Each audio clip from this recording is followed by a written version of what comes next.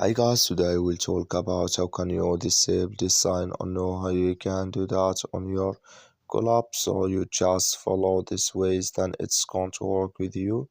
So all you have to do, just go here, go above your photo profile, click on it here.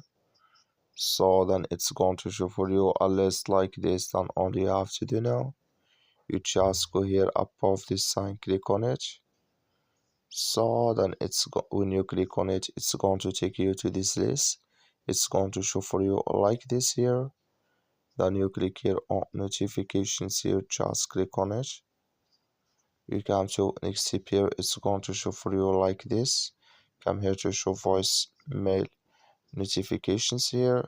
Just click in this sign or this color. Like you see color, it's going that's mean show voice email notification disable with us now. That's all you have to do. That's all. Thank you for watching. Don't forget to support us by liking.